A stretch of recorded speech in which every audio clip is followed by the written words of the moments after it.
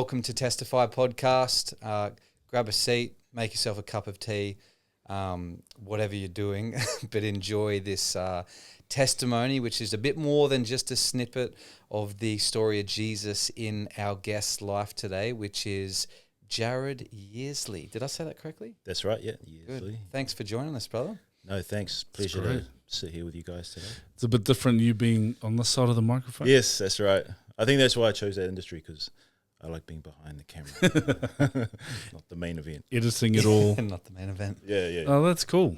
Well, thanks for sitting on the other side and sharing a little bit about your journey. Yeah. Some people would have heard, like Sam said, a snippet on the Testify night on a Sunday night. So we've got an opportunity just to, extrapolate that out a bit and hear what God's been doing and what God's done. So you were brought up in West Auckland? West Auckland, yeah, born and raised. Wow. Yeah. There you go. One of 5. Everyone's still in West Auckland. Everyone's in West Auckland. My siblings, mum and dad. Yeah. And where were you in the 5? I'm middle. I'm the weird middle child. Yeah, I am quite different actually. All my siblings are very social and outgoing, extroverted. Yeah. I'm the only sort of introverted, quiet guy. Really? Yeah. Which is not typical for the middle child, I don't think. Okay. Is it? Isn't the middle child normally the extrovert, gets in trouble? Is that the stereotype? Don't know. Yeah, I know they're always different. They're always different to the others. But no, we're all close. We're all pretty close. Cool. And what's the age gap? Yeah, fairly close. 2 years between me and my younger and my sister. Because I went back for my sister's 50th. That's why I went back last week. Okay. So she's 50. I'm 46 this year. My younger brother's 40. I just turned 40. So we're all fairly, we're all cool. adults, yeah. Yeah, that's cool. Older brother's 52, I think. Yeah.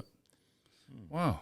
And growing up in West Auckland, so you went to Rutherford High and I went to Massey University. Well, I started at Henderson High. High. And that was like that was sort of the rough school back in the day. It was like the gangster school. But then I went to Avondale for basketball, mainly for basketball. Oh, I played basketball, Yeah, basketball was huge in my... No, that's cool. And who's your team in the NBA then? Houston, I'd say. Rockets. I always follow where Adams goes, pretty much. Yeah. Stephen Adams. Yeah. Houston Rockets, did I get that right? Rockets, yeah. Houston Oh. Rockets, Yeah. There you go. I used to follow them when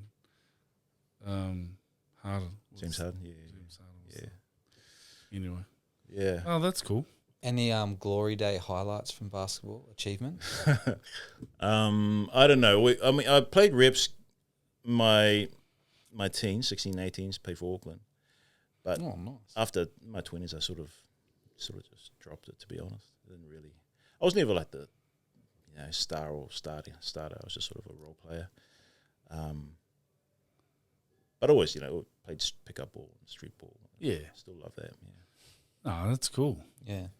Wow, that's amazing. So, brought up in a Christian family? Yeah, mum and dad. Okay. Went to Ranui Baptist Church in Ranui, West Ranui. Auckland, yeah. We went to Sunday school. Good memories of church and growing up. Mum and dad used to lead a youth group, lead the youth. That's probably because half their kids were in the youth group. Yeah. I think it's were the youth group. Half their kids were the youth group. Yeah. And we want to keep an eye on our kids. Yeah, that's a good idea. But yeah, we lived on, I don't know if you know, there's a Christian camp called Kerry Park in Henderson Valley. Yeah, Do you know? Yeah. Yeah, so my dad ran the kitchen there, and we lived on site for most of my life. Wow. We moved there when I was about 6 or 7, and was there till I left home. Wow. Awesome place. Did you ever go there? Yeah, I would have. Vague Yeah, it was a memories. popular spot for churches and It was a schools. Baptist camp site. You would have seen thousands of people go through there. Yeah. It was an awesome place to grow up. Yeah. So your dad would have been hectic, busy. Yeah. And mum, obviously, but running the kitchen. So you weren't allowed to self-cater. Hey, they had to cater, isn't it? No, that was they. You mean bring your own food? Yeah. No, that was part of the camp. They supplied food. Oh, yeah. Pay for it, but Yeah. Wow, that's full on. he's still around. I think they'd stopped working. Oh, he's retired now. He sort of ended just after COVID or during COVID. Man, kitchen camps. Camps Full and on. kitchens is full on, man. Yeah, I helped out. Me and Renee helped out this year. Last year. Yeah. At the camp. Yeah. It's cool. That's awesome. What was it like growing up with your parents running youth? Yeah, it was. They were very busy. Like they were full on. They were very involved with the church. I remember growing up, so they were always doing something. They were always moving, and Mum was heavy into sports. So we were all into sports, so we're always doing something. But no, it was good. It was good. We didn't. I don't know. We had good times. I remember Sunday school being a good, really impactful for me. Anyway, like Oh, wow. learning lessons and learning the Bible there was good. Obviously you're brought up in a family that values the Christian faith and sort of instills it into their children as best they can. Yeah. When did it become real for Jared yourself? Like, when did you know that you know that, man, Jesus is real? Yeah. Like, I want to follow his way, even though it might not have been the perfect following. But when did it sort of sink in that, man, I need to get my life? Yeah, to be honest, it wasn't really till my adulthood. I always knew. I think me and Renee sort of chatted about this. I think I sort of almost took it for granted as a child that God was always. We really felt protected as a family unit, Right. And I touched on this in my testimony that my parents were very good at sort of protecting us from the outside world. That's and cool. keeping us from, Harm's way. Yeah. So it was a huge shock for me anyway when I was out in the wood myself and I encountered things that I was like, man, this is real. Like, When did you leave? When was that? When did you leave home? 20s. Okay. Yeah, early 20s. Okay. I'd say, early 20s, like fully moved out. Yeah. I also touched on how Mum and Dad sort of let us loose quite early. Gave us a lot of free rein once we turned a certain age, and we got up to mischief, and the usual teenager thing. As you do. So Jesus was real, but convenient, or I've always had that belief, even as a child. even during those mischievous times. And I'd still feel convicted about things. Okay. And I had a lot of friends who were. I think I liked the image of being a tough guy, because I had a lot of friends who were like, you'd say thugs or street kids, and we used to do silly things, and but most of the time we just like hanging out, and my group of friends. I used to rap. My group of friends, we used to just sit and freestyle and write, and that was our thing. But create beats and stuff. Yeah, the culture of that was not Exactly, supportive of a Christian culture. Alcohol and weed and So that was the Friday nights. That was the Saturdays. Yeah, all weekends. Weekends. Was anyone trying to make it big? We all thought we would make it big. Yeah, we had in Avondale there was a few well known like local groups that would pop up, and Okay. It was It's cool. no different to rugby, except you just got more chance of making it in rugby. It's the same thing. Playing rugby, being like, oh, I want to play rugby. It's like rapping. Man, I want to make it in rap. It's just that you're from New Zealand or Australia. It's never You're going to never happen. going to make it. It's never going to happen. Yeah, unless you own No. OMC. It's I still love hip hop though. It's it's to me it's not the garbage of today, Yeah. but the lyricism of it and like Yeah. the lyrics and the poetry and it's putting words together. Yeah. The 90s and the 2000s, Yeah, man. early 2000s stuff's pretty. Best era. Yeah. Yeah. Best era. So there's this convenient Christianity that you know. Yeah, I felt like it was always there to go back to, sort of thing. That I don't know, maybe it's get this out of my system and I'll go back. Yeah. How I old feel- were you at that stage? Was teens to sort of early 20s. Yeah, late teens, early 20s. Yeah. Yeah, okay. Yeah, late teens. What did you do when you finished school? I started working at Auckland Hospital. Okay. Oh, I was there for years, like maybe 7 years. whoa. That's where I met Renee. Yeah. Because she was studying there. What were you doing there? I worked for Clinical Records. I used to deliver records around the hospital and deliver them to clinics and stuff like that. Yeah. Do you ever start making a mistake? Deliver the wrong record to someone? No. She died. Oh, no. Yeah. Oh, sorry, wrong one. Wow. Yeah. Well, this was before digital, so it was Yeah. all handing the patient records Wow. before it That's full all on. went online. Yeah. Yeah, that's Okay. that's So important. you were That's there. pretty important. Yeah. So you're just there, clerk by day, gangster rapper by night. Pretty much. Baller. And basketball and baller. Baller, and- baller, Yeah, man, gangster rapper. Oh, wow. Because we used to play ball till like 1 a.m. and then Oh, wow.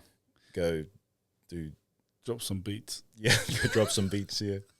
Wow. And so what shifted? What changed? Because, I mean, that's a pretty, Mm. rut you can sort of get stuck in. What shifted? Well, to be honest, it was Renee.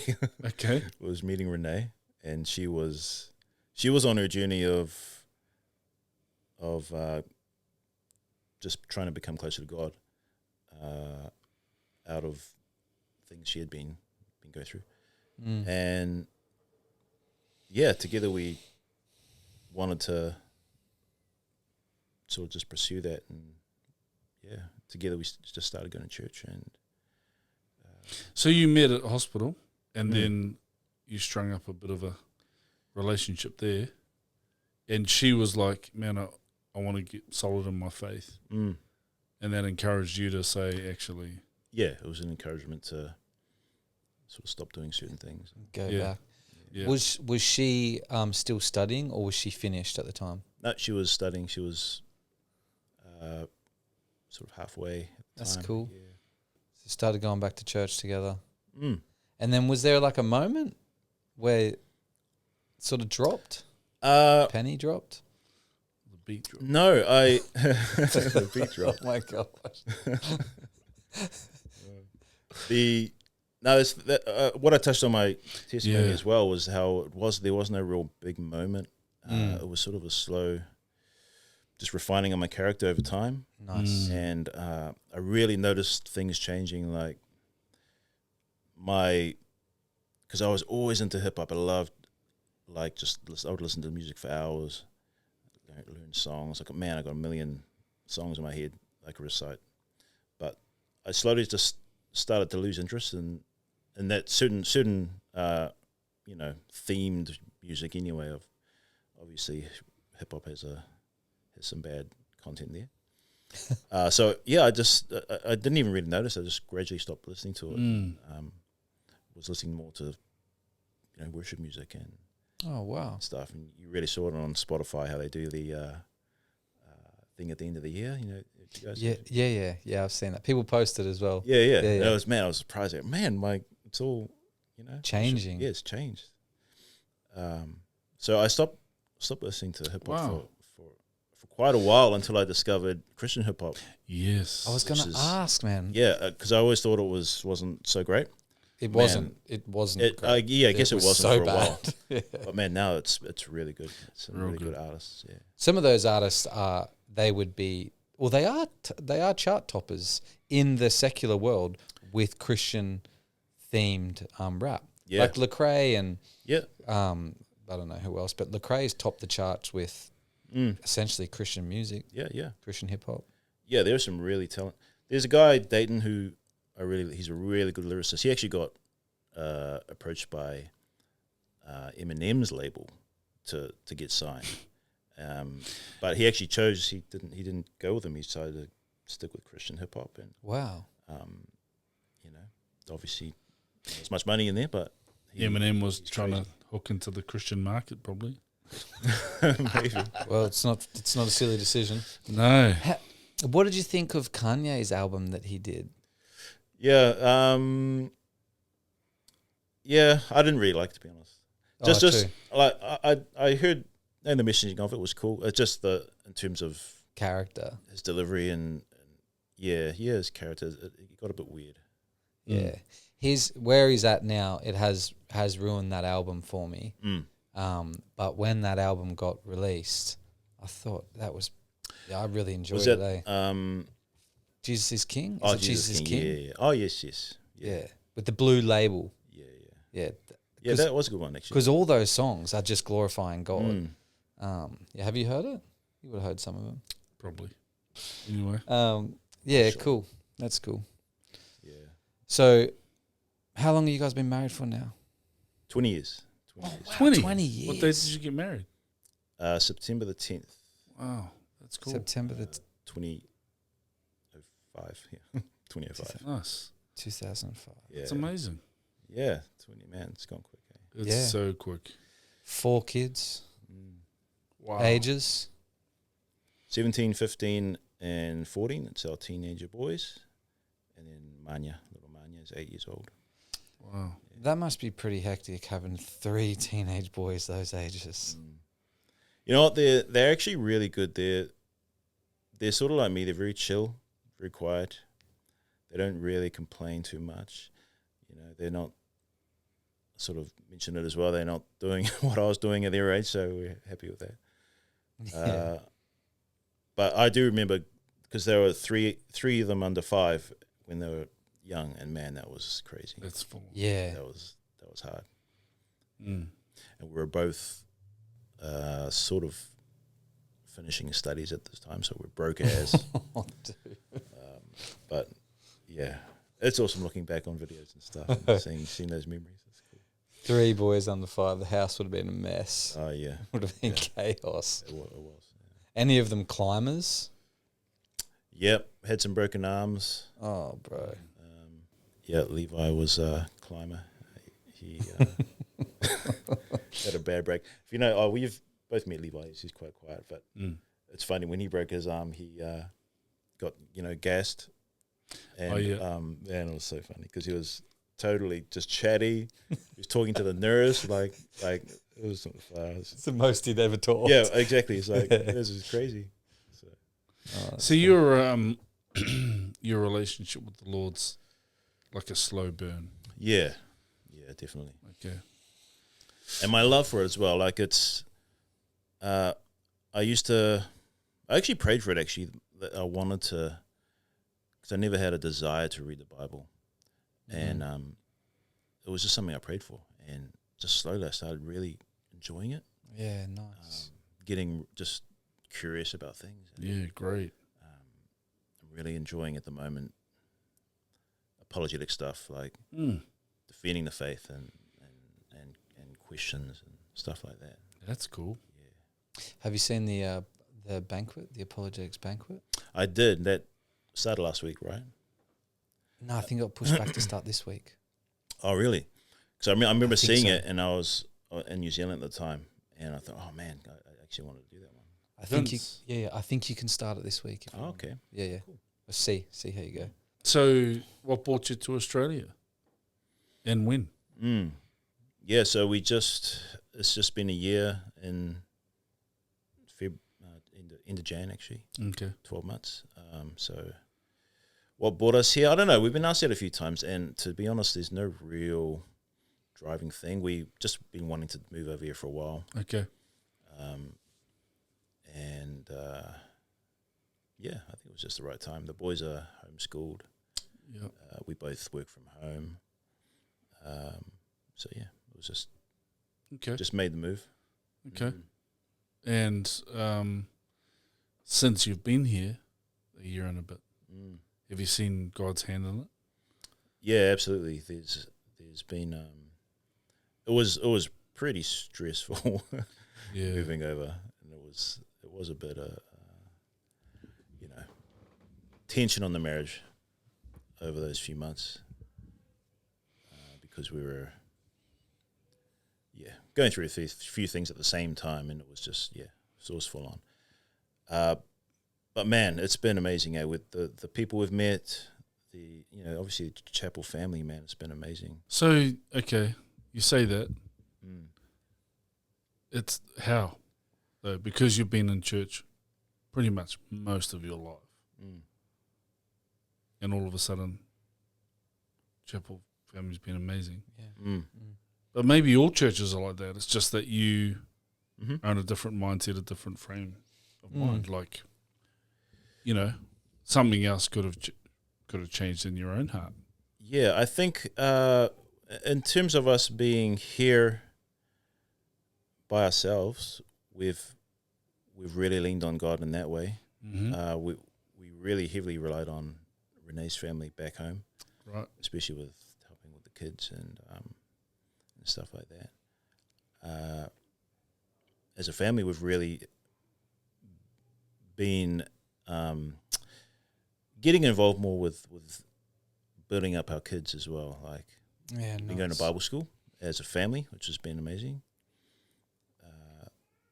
Been doing more sort of weekly Bible studies.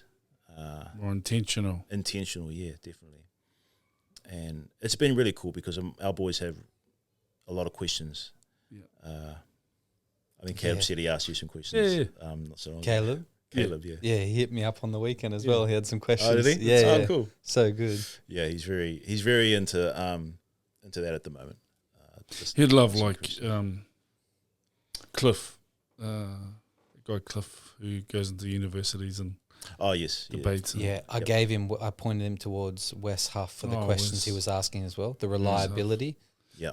I was like, oh, bro, listen to this guy. He's got way more answers than I'll ever have. Yeah, Wes Huff is cool. Yeah. So we have good chats around that, around theology and those hard questions. Jaden's the same. He has a lot of the normal questions I think people have around suffering, around divine hiddenness. Why doesn't God just appear? Those sort of things. So you mentioned in your Testify passivity. Yeah, I mean, have you always been like that? Yeah, I think so. I think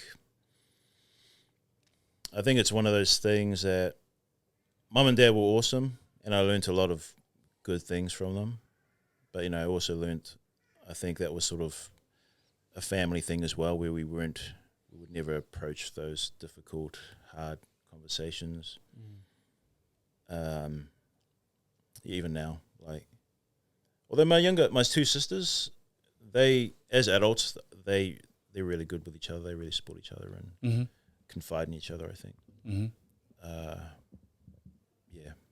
Mum especially, I think. Mum's very doesn't want to know, like, my older brother got into some trouble with the law and stuff, and she was very, not my baby, don't want to. Right.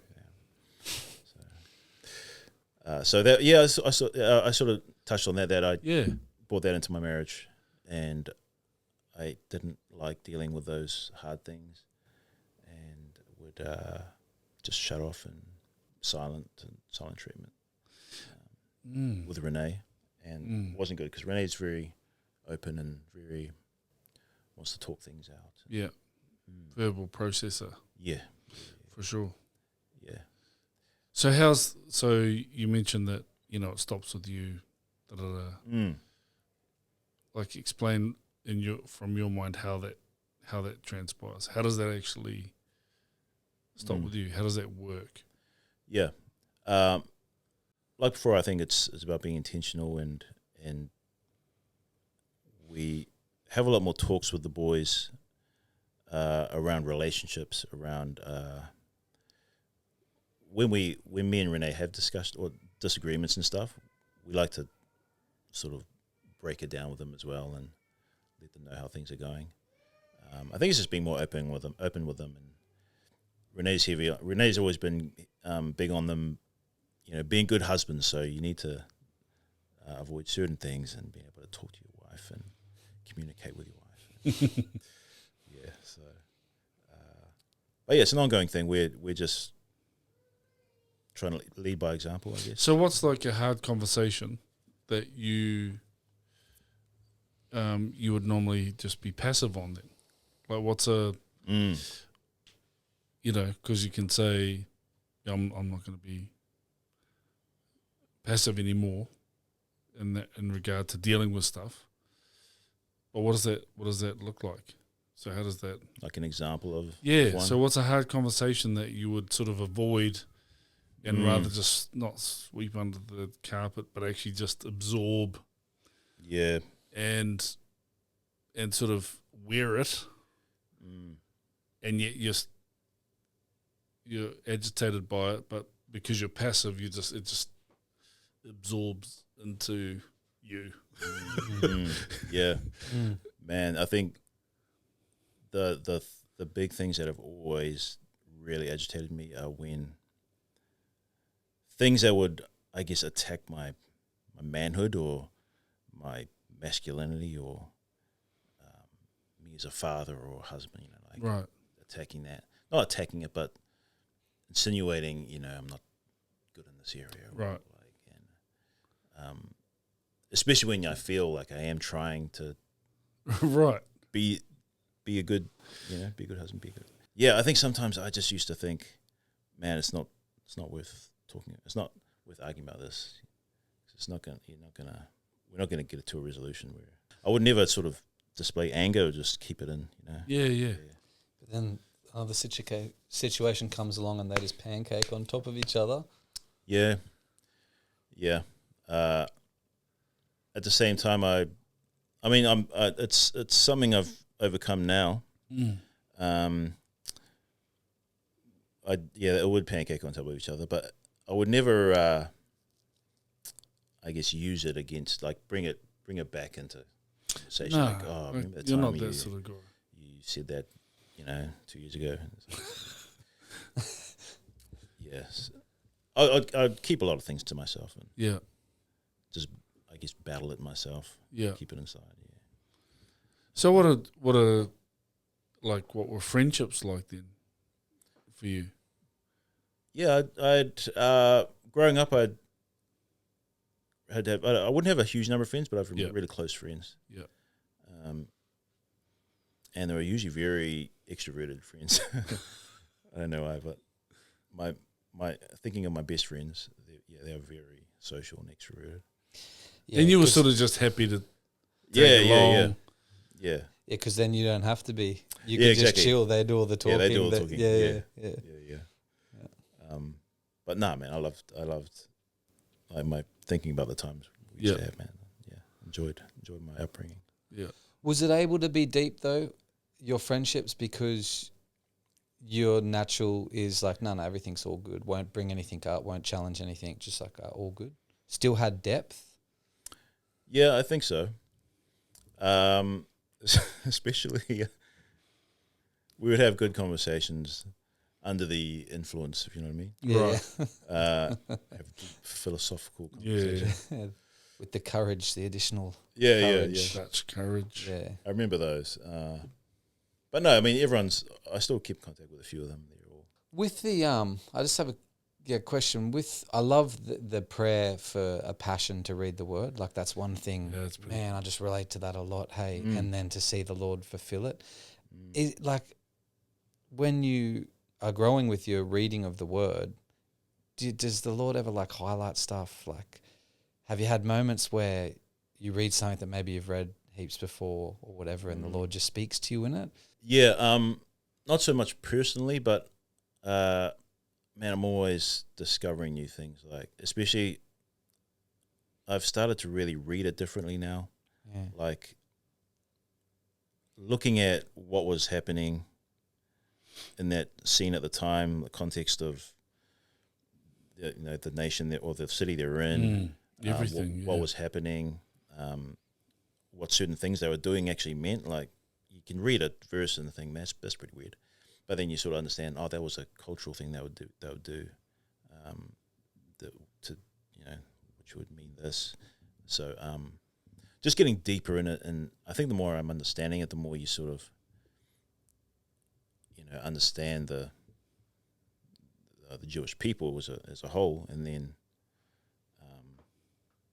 I'm just really enjoying. I bought a study Bible last year, the archaeological study Bible. Oh, how good! Wow. Yeah, I've got one similar. Yeah, and it just breaks down what was like stuff they've found in archaeologists In the ground. as the pictures of the actual discoveries, Yeah. the artifacts. I love that one. That's it's really good. Yeah, I'm really into that, and the boys are into it as well. Like, just learning about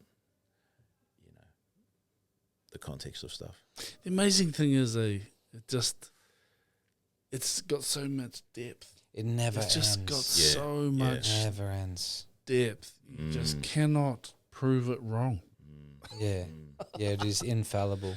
It's Yeah. infallible on every level. Yeah, It's Yeah. phenomenal. It is, and it's great hearing, like, when you hear a social media little clip about, the Bible's, been copied 100,000 times by, Council of Nicaea. They put all this together, and you get a bit understanding of what actually happened. that's why Wes Huff was like Yeah. revolutionary for young people, because he's like, let's challenge all of those. Let's challenge all of those beliefs about, it's been translated this many times, or that it's not trustworthy. This person did that, and he's like, no, let's actually look at that. You know who's a great resource, old school? He's passed away now, but David Pawson. I may have talked to. David Pawson, okay.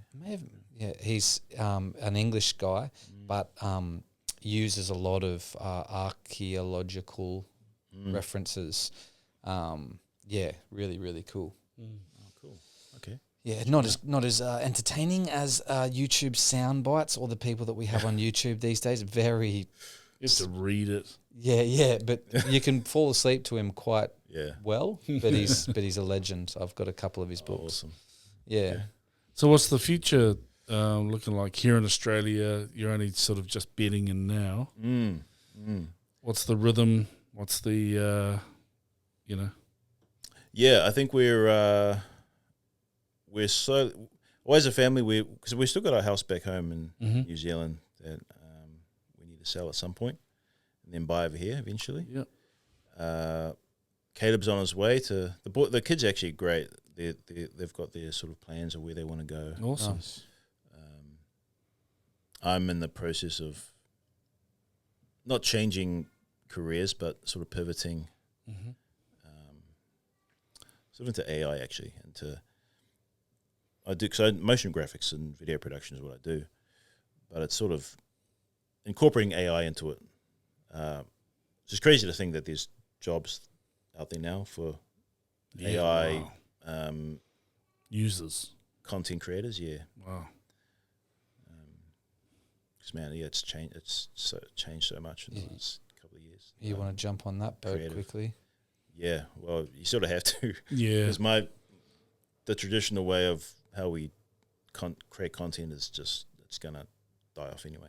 So you got to move with it. Seriously, every week there's something that just blows my mind. Something new that comes out. It's like crazy. What are you doing to upskill in all of that? Like, how are you getting trained in all of that? Yeah, it's sort of just self-taught because there's nothing really, it's so new that you can't really go and learn it somewhere. It's just, there's a lot of YouTube videos where people are just discovering things. And, man, it's moving so fast though that, what you learned a couple of months back, it's obsolete now because the models are just improving so fast. It's freaky. Yeah. It is. It is so freaky. It really is. Yeah, especially for video, it blows my mind. Wow. Also sad because I have all these skills that, yes, I can do what AI is making, which would take me a week, but it's like click of the button and it makes it. Yeah, it's crazy. So, but there is work. So you're upskilling and you're gonna start to look at some new opportunities with that. Yeah. It's still well. I mean, I work for agencies here in Australia and New Zealand, just contracting out, but it's fairly safe for a while. I think it's the clients who really don't want to trust AI too much at this point until it's really precise. Yeah. It's only going to get more untrustworthy, I think. Yeah. Well, I think it is going to become more untrustworthy. Oh, it's crazy. There's a few YouTube channels I like that they ask AI questions. Oh, right. At real like logical ones, like ChatGPT. I want to go take my car for a car wash. It's 100 meters down the road. Should I take my car wash or I walk? And it's like, oh, it's only 100 meters. You can just walk. And it's like, are you sure? Should I take my car? So no, it's fine. And then it doesn't really logically think about, oh, you need your car to wash it at the car wash. Wow. So finding the faults, but it will quickly. That's just because it's like an infant. It will change so quick. I've seen some freaky ones. I don't know how real they are, but like asking like who's in control, like just some deep questions to AI, and it's like, oh, turn it off, bro. I don't want it anywhere near me. Yeah, it's hard to know which ones are real, eh? Yeah. I think people will, I don't know, maybe this is just blind hope. I think people want to get back to real relationship. Some will. I think people will crave not artificial. I think genuine. Yeah. I think even more and more, that education, they're going less screen, less technology, less iPads. Yeah, I've heard the argument for education that teachers, they feel they'll be pretty safe because but that'll become students want a relationship. They do, but that'll become taught then. So then there's another generation coming up that won't have had all the screens and all the apps and all that. That'll be more relational or want interaction. Better problem solvers, better. Yeah. So it's... If it's not too late, I feel like we're at the start of one of those movies, like iRobot, or one of those movies where we're just like, everyone's like, yeah, this is awesome. And then in the next 10 years... man, it's hard to think, like, when you're born and growing up with it, you don't know what we know of the analog age and then going into the digital age. And now in the AI age, it's like, if you're just born in it, man, it's going to be... Did you say spawn? Spawn. If you just spawn in it. Spawn in it. It's just another game. Well, it's the part of the game. There's some freaky stuff. Yeah. It's just the start. Oh, it's crazy. What I use a lot is if you get a clip of maybe someone walking or a car driving past, but it's just a little bit too short, you can actually just pull it out and then AI will fill in, make it longer for you. So you don't have to go reshoot. And then it'll, fill in the gap. It's seamless. And it's like, wow, that's crazy. Even like on Reels now, if you're scrolling, if you're someone who scrolls, can't confirm or deny whether I do that, but some of the videos that you see that they're releasing now of like things happen, like planes crashing or just whatever, just clickbait, not clickbait, but just keep people, it takes you a minute and you go, I don't think that was real. That was AI. And then when you rewatch it, you can see little glitches but AI is creating wild videos now. Anyway, praise the Lord. Crazy. What do you think God's saying in all of this, Jared, for you and your family? Yeah, great. Yeah, I think it's just to lean on Him more. We've, it's been a sort of step of faith just to come out and move country, and a lot of people obviously do it, but it's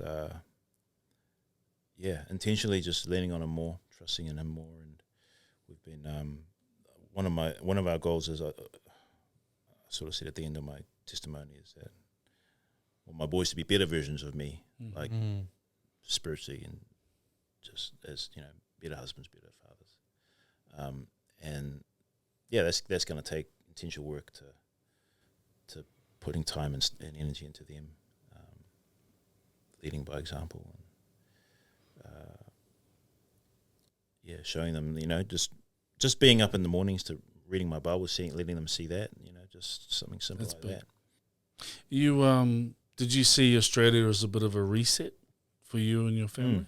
Yeah, definitely. Yeah, That's cool. It was, yeah. The boys were, especially Jaden, was a bit hesitant to come. He didn't, friends and things he was doing there. But yeah, definitely a reset. But man, we love it. It's been great so far. Can't complain about the weather. It's been amazing. yeah. It does feel, this is sort of a regular comment. Australia, if you've moved here, it does have a more buoyancy about it than New Zealand. Yeah. Even though it's becoming pretty heavy, with a lot of things. Yeah. And it seems to be thick and fast. There is still this buoyancy of this nation. Yeah, lighter. Yeah. Yeah. And it's worth fighting for that lightness, because it's you can see how it could quickly become Heavy. heavy Even and more heavy. burdensome, and Yeah. there's a lot happening. So you become citizens when you can, you think? Yeah. Cool. Yeah, nice. I picked up our Australian passports Oh, this nice. week. oh, let's go. Yeah. So 10-year passport. Ooh, where are we Pretty happy going? with that. I have no idea. Rochelle's taking me away for our anniversary. Oh, that's Ooh, nice. So 30 That'll years. be on the 13th. Oh, 30. Wow. So, apparently that's important. So, Well, so you've never been able to vote? No. no, last year I was voted for the first time. Wow. Picked it up. So I'm Australian and proud of it. So I good. love this country. I think it's a great move for your family. Yeah. I think you do get stuck in a rut in New Zealand, Yeah. and I think this country presents an opportunity for you to look a bit bigger and Yeah, it was hard when I went back last week. It was hard not to sort of brag see on how awesome it is. Yeah, over here. Yeah. But no, I mean, everyone's happy. Everyone's happy back home. Well, I appreciate you sharing a bit of your journey even more, and praying for, that, it's not about changing your personality and all that sort of stuff, but it's actually stepping out into that that faith, trust, uncomfortable, vulnerable space. I pray that your faith community around you at chapel would inspire that and encourage you to keep walking that out. Thanks. Yeah. So And your kids as well. yeah, There you Yeah. go. Yeah. I see you do it. Yeah. Yep. Man, I went to a training this morning with Giles, and Oh yeah, it's tough. It's the first training in ages, and That's cool.